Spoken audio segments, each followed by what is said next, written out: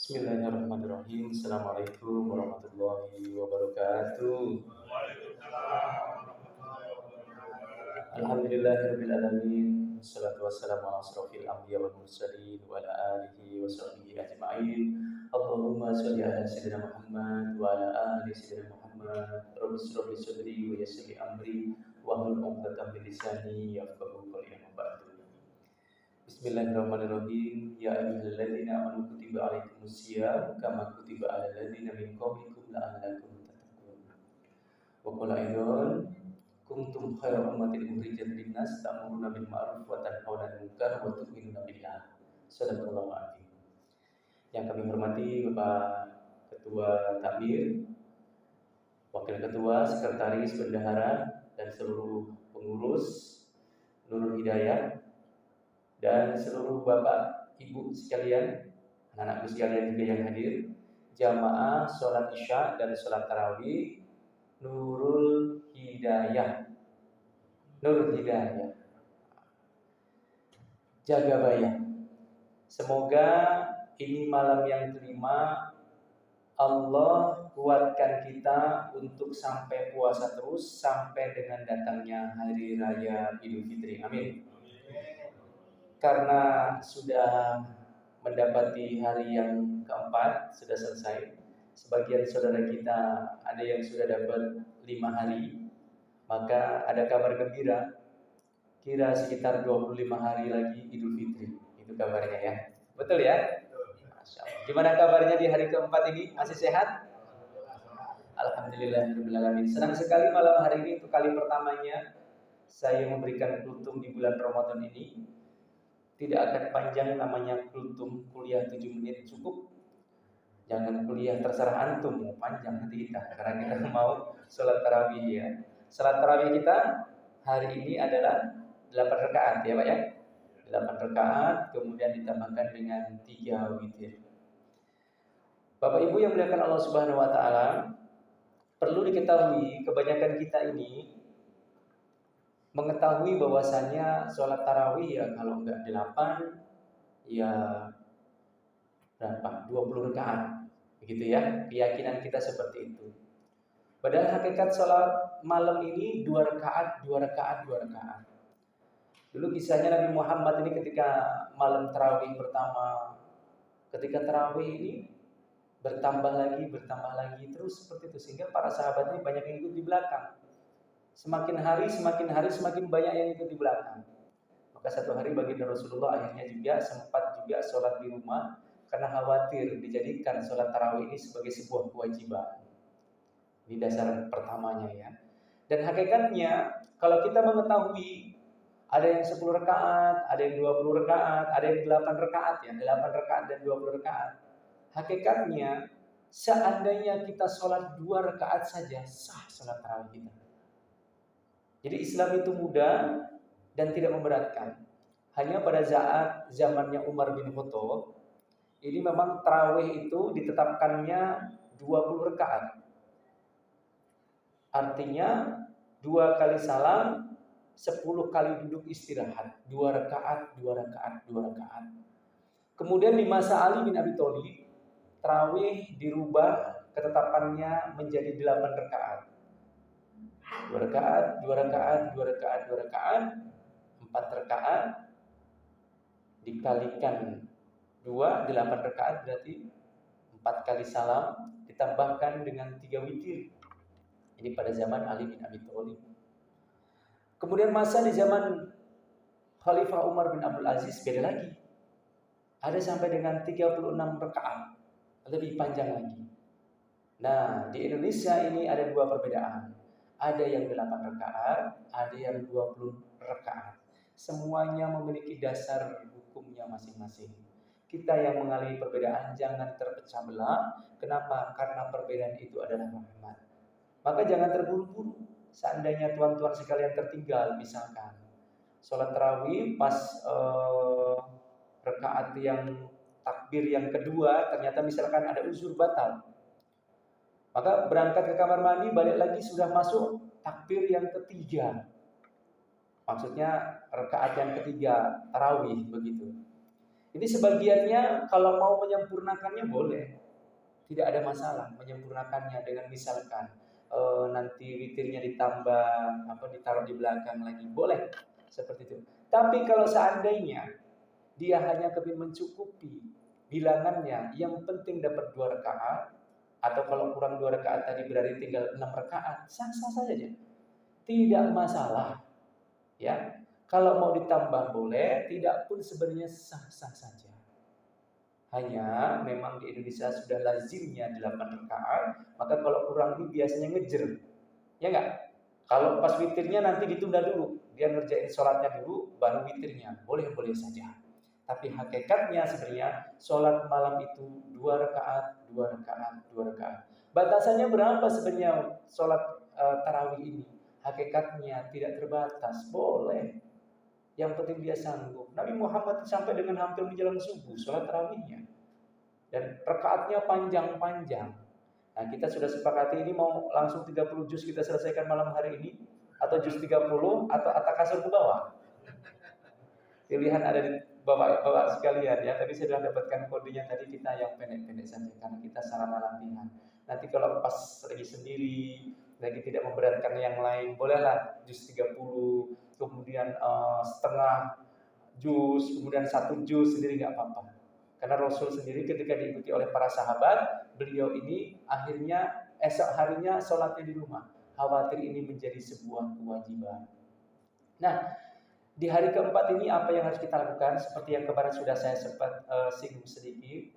Orang berpuasa menyambut puasa ini dibagi menjadi 3. Satu, dia yang biasa saja, datangnya Ramadan dia biasa saja. Ada yang dia nggak suka datangnya Ramadan. Orang yang datang Ramadan malah nggak suka, sedih. Kenapa? Karena dia jualan nggak laku misalkan. Padahal kalau orang jualan es yang nggak laku, dia jualan dari 5:30, nggak nyampe setengah jam habis itu biasanya. Betul ya? Kenapa? Karena bulan Ramadan bulan yang barokah. Orang yang 11 bulan nggak bisa beli baju, 1 bulan dia bekerja, anak cucunya bisa beli baju semuanya. Artinya ini barokah. Maka jangan sampai kita ketinggalan bulan Ramadan ini amalan-amalan yang baik di dalamnya. Termasuk di dalamnya kita harus senang menyambut Ramadan. Siapa yang senang menyambut Ramadan, datangnya Ramadan, haram tubuhnya untuk masuk api neraka. Maka ini pesan saya, kemarin sudah sempat saya singgung, besok materi saya diangkat di radar pos ya, karena kemarin sudah konfirmasi. Materi ini dibawa ke radar pos. Sebelum ini keluar terbit di radar pos, saya sampaikan dulu sama bapak-bapak yang ada di Nur Hidayah. Apa? Ada tamsilan puasa lebah dan lalat. Kita yang ada di sini mudah-mudahan nggak seperti lalat. Apa itu puasa lalat? Dia puasa, lalat itu pikirannya itu buruk. Pikirannya itu kotoran saja. Maka ada istilah, sangatlah berat ngasih tahu sama lalat, hei lalat, madu itu manis. Lalat nggak mau. Dia lebih cenderung senang sama yang kotor-kotor, yang jorok-jorok. Kenapa? Karena mindset pikiran daripada lalat ini kotoran. Maka coba, ketika pikirannya kotoran, hasilnya pun kotoran. Banyak penyakit di lalat. Walaupun ada risetnya bahwasanya sebelah sayap daripada lalat ini mengandung antibiotik yang sangat tinggi. Kalau masuk ke dalam teh kita, dicelupkan sekali dibuang, itu jadi antibiotik. Tapi kalau dicelup penyakit dia. Ya. Kalau sekali saja dibuang, jadi antibiotik terbaik. Tapi lebih banyak mudaratnya dibandingkan manfaatnya. Maka orang yang puasa seperti lalat, pikirannya masih jelek. Dengan tetangga masih jelek, dengan pasangan pikirannya masih jelek, dengan mertua pikirannya masih jelek, dengan istri, dengan anaknya pikirannya kadang masih jelek, dengan orang yang tidak suka sama dia masih jelek.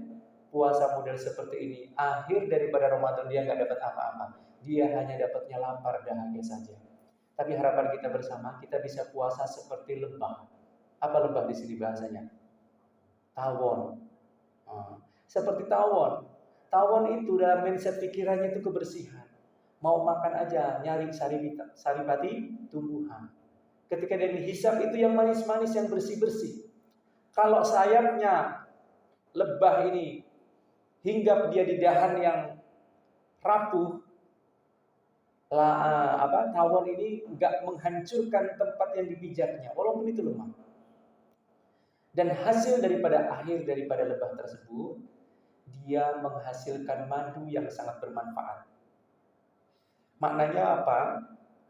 Lebah ini dia kalau ngomong yang baik, perbuatannya baik, Artinya apa? Puasa orang yang seperti lebah, pikirannya baik. Ingat yang pernah saya sampaikan di sini, kalau hati kita baik, pikiran kita akan baik. Kalau pikiran kita baik, ucapan kita akan baik. Kalau ucapan kita baik, perbuatan kita akan baik.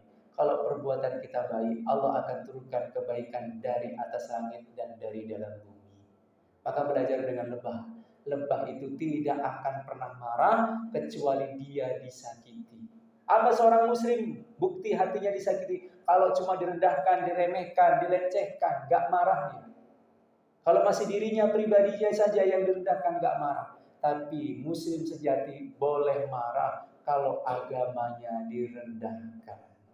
Maka saya berpesan kepada Bapak Ibu yang ada di sini, yuk kita berpikir yang positif. Kalau kita sudah banyak bolong-bolongnya dulu-dulu, banyak salah-salahnya, gak ada yang tahu ini Ramadan terakhir dalam kehidupan kita. Maka berbuatlah yang terbaik. Ada sebuah khutbah singkat ya. Khutbah singkat ini saya dapatkan dari kisahnya Abdul Qadir Jailani, Syekh Abdul Qadir Jailani. Ini ada kata-kata yang sangat bijak sekali. Bahwasanya kalau kita memberikan makan, kata Syekh Abdul Qadir Jailani, kepada orang yang lapar, maka ini lebih baik daripada membangun 100 atau 1000 masjid yang jami besar, dan lebih baik daripada mengganti kain kiswah yang ada di Ka'bah. Ini kalau memberikan makan orang yang lapar di luar Ramadan, apalagi di dalam Ramadan. Di dalam Ramadan lebih keren lagi, ngasih makan orang yang lapar sementara dirinya juga lapar. Orang puasa kan lapar, orang dia puasa lapar, ngasih makan orang lapar. Kebayang gak besarnya pahalanya seperti apa? Maka pahala orang yang memberikan orang yang lapar itu makan, bahkan satu tetes air, itu mendapatkan pahala seperti orang yang berpuasa tanpa mengurangi sedikit pun pahala orang tersebut. Maka tadi Pak Giono sudah sampaikan, besok daftar takjil siapa senang. Harus senang kita. Kenapa? Karena memberi makan orang yang lapar. Ini pahalanya luar biasa dan akan menjadi asbab rizkinya melimpah ruah. Coba tengok, yang ngasih makan takjil, besok-besoknya rizkinya pasti dilancarkan sama Allah. Apalagi kalau tiap hari ngasih takjil itu, tambah lancar itu. Bajunya yang tahun kemarin beli 1 biji, besok bisa 5 biji itu. 5 pasang gitu. Mudah-mudahan ini dikabulkan sama Allah Subhanahu wa taala. Dan terakhir saya berpesan, ayo kita sama-sama Ramadan ini seperti kita kedatangan tamu. Tamunya, suaminya namanya Ramadan, istrinya namanya puasa, anaknya namanya tarawih, anaknya lagi namanya sahur dan berbuka, anaknya lagi namanya tadarus. Maka kalau mereka itu mau menginap di tempat kita 29-30 hari, bagaimana coba rasanya kalau kita menyambutnya dengan rasa yang senang? Seperti kita kalau bertamu ke tempat orang lain, disambutnya dengan rasa yang senang. Senang gak kita? Senang. Begitulah Ramadan. Akan tinggal di rumah kita 29 hari, 30 hari. Ayo kita layani dengan cara yang baik. Ramadannya dijaga, tarawihnya dijaga, puasanya dijaga. Dan saya berpesan, ayo sama-sama hatamkan Al-Quran sebisa semampu kita. Siapa yang membaca lancar? Hebat, dilipat gandakan. Siapa yang membaca terbata-bata, dia dapat 2 pahala. Pahala membaca Qurannya dan pahala susah payah terbata-batanya. Maka mari kita isi Ramadan ini, jangan sampai ini Ramadan pergi begitu saja, berlalu begitu saja tanpa kita isi dengan sesuatu yang terbaik. Mudah-mudahan kita diberikan kesehatan, rizkinya melimpah ruah di bulan Ramadan, pada sehat semuanya, rukun rumah tangganya, ilmunya manfaat, yang sakit dikasih sehat, dan yang punya masalah di bulan Ramadan diselesaikan semua masalahnya oleh Allah Subhanahu wa taala. Dan yang punya hajat dikabulkan hajatnya sama Allah, rizkinya banyak melimpah ruah, bisa membayar zakat malnya di tahun bulan Ramadan ini. Amin ya rabbal alamin. Demikian kita lanjutkan dengan salat tarawih. Jaga kerukunan, jaga kekompakan, jaga hati, jaga mata, jaga semuanya agar puasa kita nanti bergelar takwa. Terima kasih. Maaf lahir batin. Assalamualaikum warahmatullahi wabarakatuh.